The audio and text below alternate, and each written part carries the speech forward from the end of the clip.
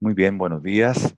Agradezco a la Sociedad Chilena de Diabetes por la invitación a hablar en este curso y el tema que me corresponde tratar es la relación de diabetes e hígado graso con el acápite de qué debo saber. El tema de diabetes e hígado graso es un tema que ha explotado en la última década y como ustedes ven en este diagrama, el número de publicaciones que aparece en PubMed respecto a este tópico es realmente exponencialmente creciente. Cuando uno trata de responder la pregunta que se me encomendó, lo que pienso que es esencial respecto de esta presentación, aunque vamos a tratar algunos otros tópicos, es que el hígado graso está siendo reconocido como una complicación de órgano blanco en la diabetes. Las bases de eso es que la frecuencia de la enfermedad hepática en pacientes diabéticos no seleccionados es elevada y por lo tanto la acción que corresponde, y por eso que es un agrado estar aquí, es aumentar la conciencia, el awareness entre los médicos que tratan la diabetes en términos de pesquisar la enfermedad hepática significativa en esta población de pacientes. El segundo concepto es que existen herramientas simples para estratificar el riesgo de enfermedad hepática en diabetes y definir qué pacientes referir. En los últimos años se han desarrollado estas herramientas y son útiles para el triaging de estos pacientes. Y por lo tanto, la acción que me gustaría que se avanzara en incorporar el uso regular de estas herramientas de detección no invasiva en la práctica clínica. Finalmente, como dice allí, el tratamiento del hígado graso es multidisciplinario, los cambios de estilo de vida son la base de la terapia, la dieta y el ejercicio son clave en este sentido. Hay varios medicamentos en estudio que son promisorios, incluyendo medicamentos antidiabéticos, y la idea es que en términos de formar equipos multidisciplinarios enfrentemos este que es un desafío presente y futuro. Los objetivos entonces de la presentación son revisar algunos conceptos actuales sobre la conexión de hígado graso y diabetes y definir un enfoque práctico para enfrentar al paciente con hígado graso y diabetes en la práctica clínica. Para esto vamos a revisar algunos conceptos básicos de hígado graso, diagnóstico y estratificación de riesgo, tocar un poco específicamente la relación entre hígado graso y diabetes, que se conoce por su sigla en inglés NAFL, y una muy breve sinopsis terapéutica. El hígado graso es una enfermedad metabólica adquirida que se asocia en prácticamente todos los pacientes a la totalidad o los componentes del síndrome metabólico. Se refiere a una entidad en que aumenta el contenido neto de lípidos en el hígado, esencialmente triglicéridos, pero también otros lípidos en el hígado y que puede o no asociarse a cambios inflamatorios y o fibrosis. Usualmente se habla de hígado graso cuando más del 5% de los hepatocitos o el 5% de la masa hepática tiene grasa. En términos anatomopatológicos, esta grasa tiene morfología macrovesicular. Y el nombre de hígado graso no alcohólico deriva del hecho de que histológicamente las alteraciones son muy similares a las que se encuentran en individuos que beben alcohol, pero en individuos que teóricamente no beben cantidades significativas de alcohol. Y esto se define convencionalmente como menos de 20 gramos de alcohol al día para mujeres y 30 gramos de alcohol al día para hombres. La importancia del hígado graso no alcohólico es la posibilidad de que esta condición progrese a estadios más avanzados de enfermedad hepática, concretamente cirrosis. Esto es lo que se llama el espectro de la enfermedad y algunos aspectos sobre la nomenclatura que, dicho sea de paso, está cambiando. Eh, el hígado graso no alcohólico, por su sigla en inglés NAFLD, se puede distinguir en dos categorías. La categoría inflamatoria o esteatopatitis no alcohólica, que es la que conlleva un riesgo importante de aproximadamente 25% a 10 o 15 años de desarrollar cirrosis y también de desarrollar cáncer hepatocelular. Y la categoría NAFL o hígado graso simple o aislado, cuya progresión es mucho menor, aunque un porcentaje de pacientes de esta categoría pueden desarrollar en el tiempo esteatopatitis no alcohólica. Eh, el hígado graso no tiene inflamación, no tiene evidencia de injuria hepatocelular y no tiene fibrosis. Este es el espectro histológico. La esteatopatitis se define por una característica particular de injuria a los hepatocitos llamada balonamiento y presencia de grados variables de fibrosis, que como veremos es una categoría histológica muy importante en términos de definir el pronóstico. Y ustedes pueden ver acá con estas flechas que la evolución dentro del espectro del llamado hígado graso no alcohólico es dinámica y variable, con la posibilidad de progresar rápidamente a cirrosis y también de regresar dentro de los estadios inflamatorio y no inflamatorio de la enfermedad. Es importante señalar que, como decía, particularmente en pacientes con cirrosis, pero también en pacientes en etapa precirrótica, puede ocurrir el desarrollo de cáncer hepatocelular, cáncer para el cual la diabetes es un factor de riesgo muy relevante. El hígado graso no alcohólico es considerado un desafío de salud pública que en la actualidad, porque es la enfermedad hepática más común, tiene una prevalencia estimada en la población de 30%, y es esperable que esto crezca en las décadas que siguen, fundamentalmente vinculado a el tema de la pandémico también, para usar una palabra de actualidad, de la obesidad y de la diabetes. Y por lo tanto los sistemas de salud se van a estresar en relación a este crecimiento de pacientes. Es importante decir, y esta es una de las razones de entregar esta charla, que el conocimiento del hígado graso es bajo fuera de la hepatología y la enfermedad, por lo tanto, no está en el radar de la salud pública ni tiene agenda de desarrollo en los sistemas de salud. Y por lo tanto, la conciencia respecto a ella debe ser promovida y la comunidad de diabetólogos es uno de los targets en este sentido, puesto que muchos de estos pacientes, como veremos, tienen enfermedad y también entre los agentes de la comunidad que toman decisiones respecto de salud pública. Solo una palabra, decir que está un proceso de cambio de nombre en la literatura anglosajona desde NASL, que es un nombre que es negativo, non-alcoholic, y define la enfermedad por lo que no es, por el nombre MASL, que se llama Metabolic Dysfunction Associated Fatty Liver Disease, que define la enfermedad por su eje central, que es la disfunción metabólica. Este proceso de renombramiento de la enfermedad está todavía en curso, así que no vamos a entrar en detalle en él y por ahora vamos a mantener el nombre que en castellano sería esteatosis, hígado graso no alcohólico, aunque también se ha propuesto en castellano llamarla esteatosis hepática metabólica para hacer honor a que el mecanismo fisiopatológico fundamental en la gran mayoría de los pacientes es la disfunción metabólica. ¿Cómo se diagnostica el hígado graso? Bueno, este es la mayoría de las veces asintomático y frecuentemente se diagnostica en forma incidental en sujetos que tienen ya sea alteraciones asintomáticas de los exámenes hepáticos o tienen una ecografía hecha por otra causa. Es importante que idealmente uno debe diagnosticar esto cuando está reversible y no en fase avanzada. Cuando uno ve un hígado graso en una ecografía, se tiene que aproximar a él en forma internística, por decirlo de alguna manera, analizando la historia, el examen clínico, laboratorio hepático, las imágenes, enfatizándose la presencia de cofactores, particularmente el consumo de alcohol, comorbilidades, en el caso de lo que nos ocupa hoy, esencialmente la diabetes, y centrarse en lo hepatológico, en la evidencia de enfermedad hepática, si el paciente tiene o no tiene una enfermedad hepática crónica ya establecida, así como si tiene o no tiene evidencia de necroinflamación. Esto último es más complejo, ya que a veces pacientes pueden tener exámenes normales o casi normales y aún así tener evidencia de necroinflamación. Entonces, es un tema aún en desarrollo en la especialidad.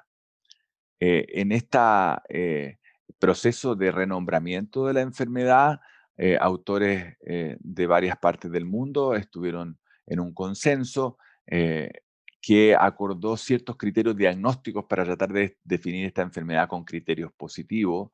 Y ustedes pueden ver acá que la detección de esteatosis, ya sea por imágenes o por alguna otra modalidad, si se asocia a diabetes, lo más probable es que nos permita hacer el diagnóstico de MAFLD. Si se asocia a obesidad y sobrepeso, también. Y en pacientes delgados se requiere la presencia de al menos dos eh, anormalidades de riesgo metabólico que están mostradas en este diagrama. ¿Qué exámenes de laboratorio son relevantes en el hígado graso no alcohólico? Bueno, como les mencionaba, las aminotransferasas séricas son normales en una gran proporción de individuos, pero no necesariamente excluye enfermedad hepática y este es un concepto que es importante. Hay pacientes que tienen cirrosis y pueden tener en exámenes hepáticos normales. Por eso es que hay que tener un grado de sospecha importante, particularmente como veremos las razones en pacientes diabéticos. Sin embargo, en lo contrario, los pacientes que tienen elevación persistente de aminotransferasa, eh, es más probable que tengan alteraciones hepáticas significativas y por eso deben ser cuidadosamente evaluados y eventualmente referidos. La elevación de la gamma-glutamina transpeptidasa como única alteración de laboratorio ha emergido como un marcador de resistencia insulínico y es frecuente. También frecuentemente se encuentran elevaciones de ferritina y muy ocasionalmente uno puede encontrar marcadores autoinmunes que se solicitan con frecuencia para detectar la presencia de otras etiologías de alteraciones hepáticas. La evaluación de la esteatosis se hace generalmente con ecografía. La tomografía computada y la resonancia también tienen un rol, sin embargo, lo más frecuente es utilizar la ecografía. Hay otros parámetros que pueden usarse, pero que al momento están esencialmente en el ámbito de la investigación, que son el parámetro de atenuación controlada o CAP y algunos marcadores serológicos que se correlacionan con el contenido de grasa hepática.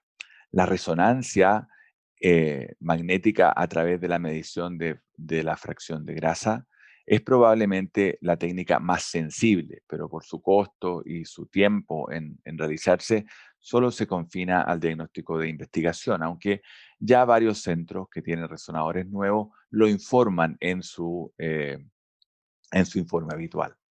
Este es el típico aspecto de la ecografía donde la grasa se percibe por una difuminación de los vasos intrahepáticos y un aumento del contraste entre el parénquima hepático y el renal. Ustedes ven el hígado se ve hiperecogénico, pierde sus contornos de acuerdo a su severidad. Esta eh, clasificación cualitativa que se hace en la ecografía es una clasificación de moderada utilidad. No necesariamente el paciente que tiene más grasa tiene una enfermedad más severa, pero nos sirve para hacer el diagnóstico en individuos con hígado graso significativo, definido este como más del 30% de grasa en el hígado. Un individuo puede tener hígado graso y una ecografía normal cuando la esteatosis es menor al 30%, donde los rangos de sensibilidad de la ecografía son menores.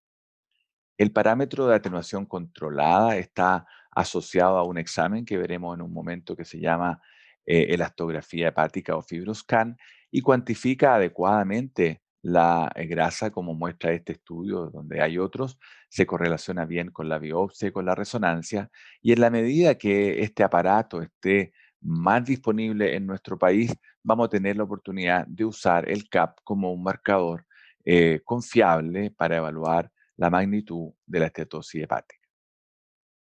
Ahora, tengo un paciente que tiene diabetes y mi intención inicial tiene que ser tratar de hacer una evaluación del riesgo de este paciente de tener enfermedad hepática. Eso es lo que nos interesa a nosotros como hepatólogos.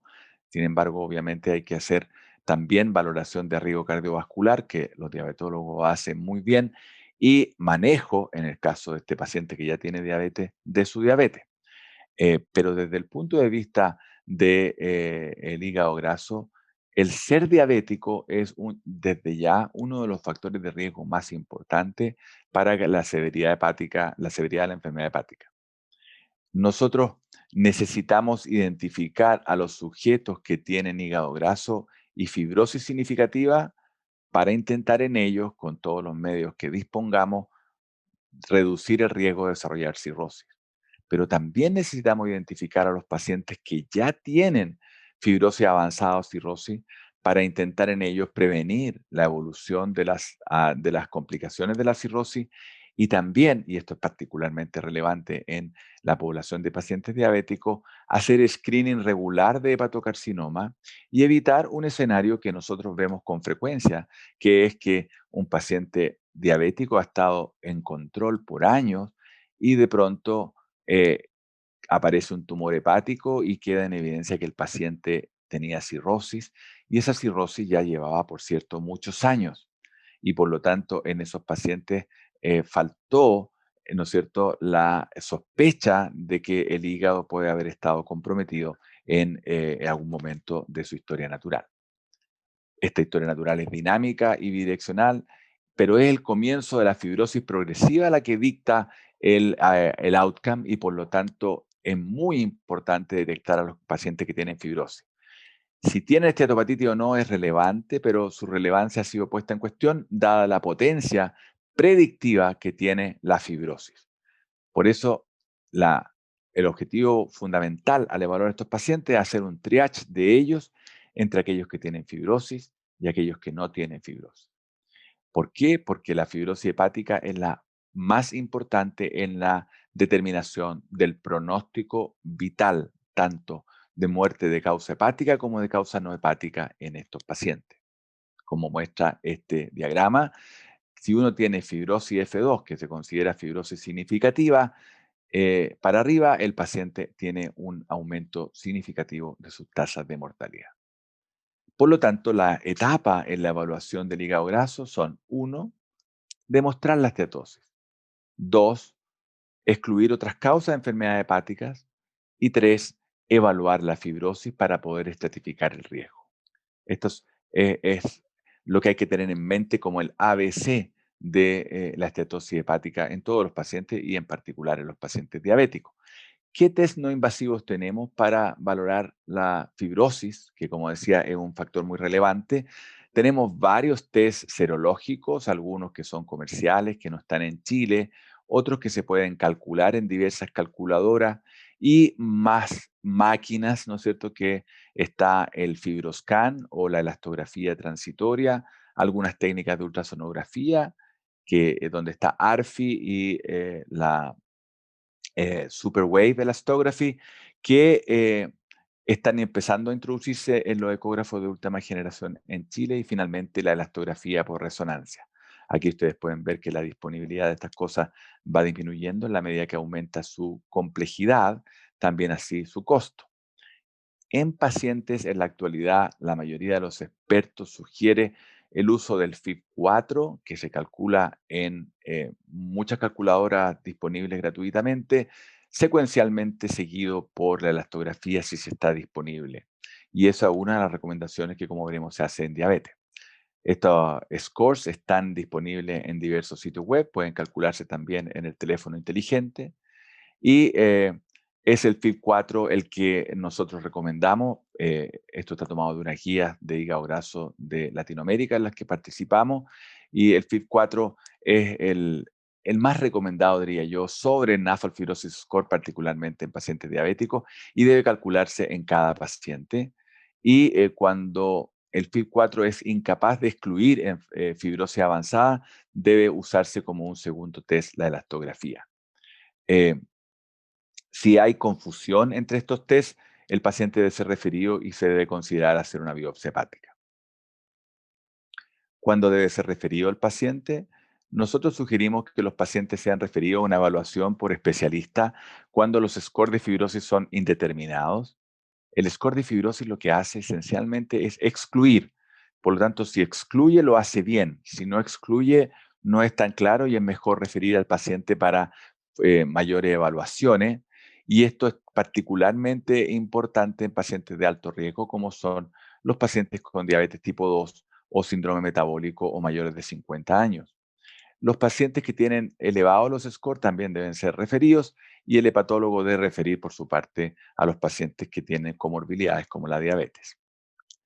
La biopsia hepática debe ser decidida por el especialista, pero es la que mejor distingue la esteatosis aislada de la esteatopatitis, aunque, como dije, esta distinción ha perdido algún tipo de fuerza en la práctica clínica por sobre la importancia de detectar la fibrosis.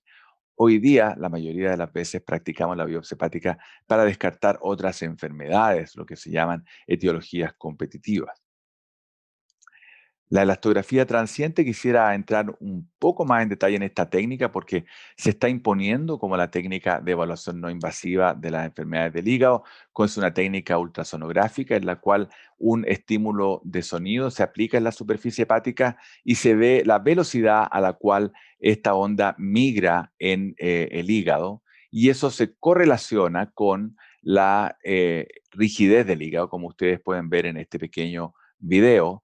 Se aplica el estímulo vibratorio y la onda migra en un cilindro hepático que la máquina determina en una velocidad determinada. Esta velocidad se correlaciona con la rigidez hepática y se calcula en kilopascales, que es una variable física, de modo tal que el hígado, mientras más rígido esté, hace que la onda viaje más rápido. Por lo tanto, el valor obtenido con el FibroScan, mientras mayor es, más enfermedad hepática existe. Esta herramienta está empezando a estar disponible en Chile, todavía no está masivamente, pero está en algunos servicios públicos y al menos en 3 sitios privados en Santiago. La gracia es que si el paciente tiene F2 o más, eso se correlaciona, como muestra este diagrama, con supervivencia. Idealmente, esto se podría hacer en forma más precisa con resonancia, como muestra este diagrama, que es algo más precisa. Sin embargo, como decía, su complejidad, costo y sobre todo duración también, lo que es incómodo para el paciente, la hace poco accesible. Se están trabajando, sin embargo, protocolos acortados que posiblemente hagan más accesible este examen en el futuro.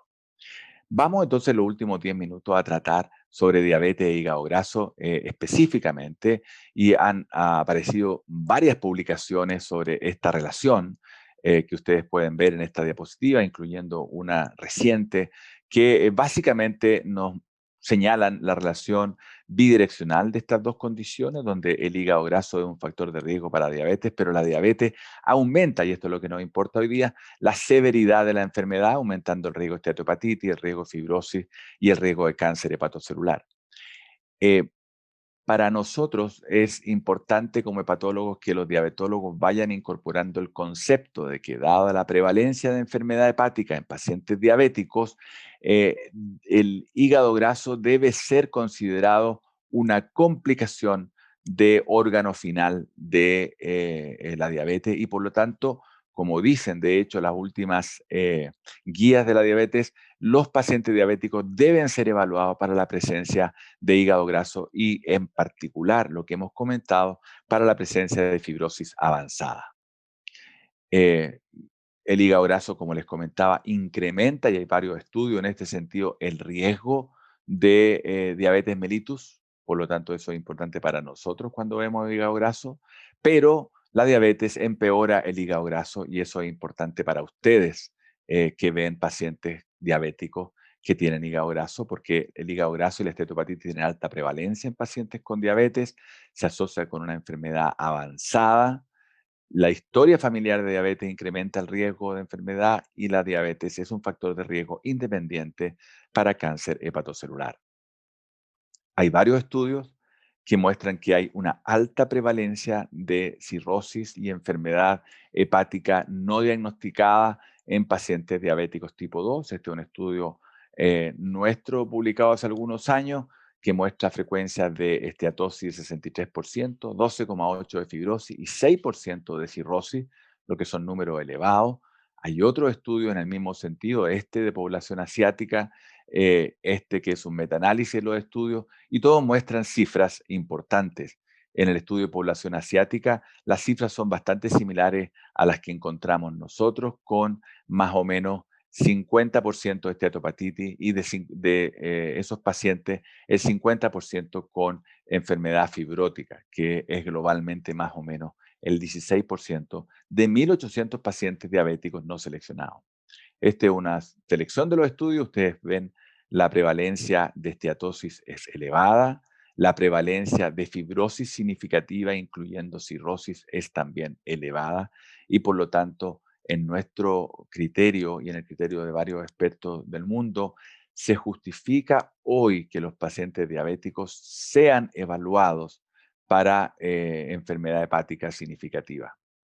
Y esto también es un estudio de modelamiento con modelos de Markov de la costo-efectividad de esta acción, y la conclusión de esta publicación del año 2020 es que el screening de hígado graso en pacientes con diabetes tipo 2 es costo efectivo y en la medida que además haya medicamentos eficaces, que es algo que está en estudio avanzado, el screening se recomienda. Y mi invitación entonces es a que los diabetólogos incorporen en su práctica clínica la pesquisa y la evaluación de riesgo de pacientes con hígado graso y en una vertiente un poco más avanzada, avancemos en construir equipos multidisciplinarios de manejo. Por eso es que la idea es hacerlo ahora y no después. Eh, Quisiéramos entonces aumentar la conciencia de la alta prevalencia de hígado graso y fibrosis en pacientes diabéticos tipo 2, eh, y hay que evaluar el screening de fibrosis y el hígado, como les comentaba, recién empezó a ser mencionado en las guías de diabetes a partir del año 2018. Esta es alguna de las sugerencias que aparecen en distintas publicaciones, que hacer el screening, ¿no es cierto?, con los exámenes y sobre todo hacer el screening de fibrosis usando eh, índices no invasivos y idealmente, si es posible, elastografía.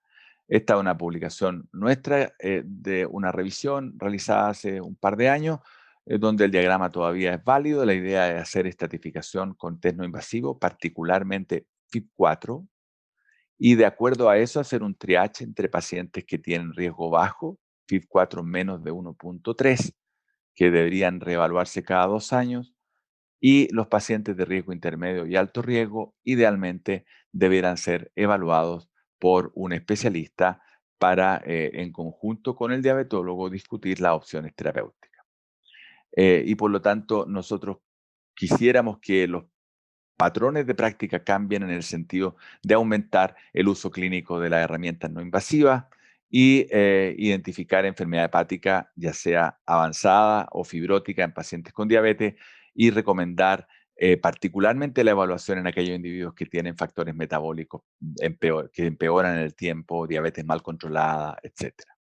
De la terapia, los pocos minutos que me quedan es tratar que lo esencial son la dieta y el ejercicio. Hay algunos fármacos, tenemos que trabajar en conjunto para esto, ojalá en clínicas multidisciplinarias. Manejar el riesgo cardiovascular es tan importante como manejar el riesgo de enfermedad hepática. La dieta, el ejercicio, hay una publicación reciente que para todos los pacientes son importantes.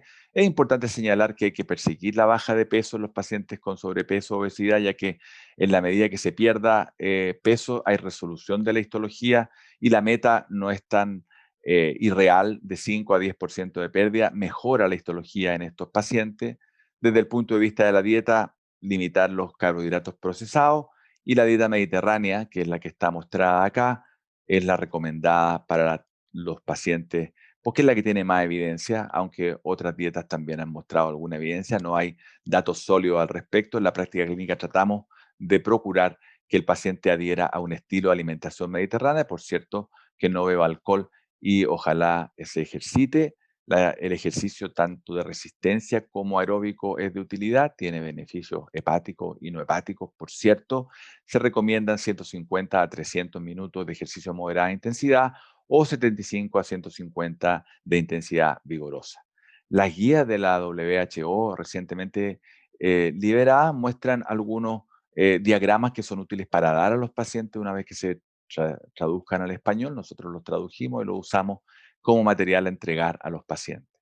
Y esta es la recomendación: dieta hipocalórica con reducción de 500 a 1000 calorías si el paciente está con sobrepeso o obesidad, ejercicio tratando de perseguir la baja de peso, tratar de ayudar de nuevo a estos pacientes con todo el material posible, aplicaciones, sitio web, y consejo y apoyo para hacer que esto sea sostenible.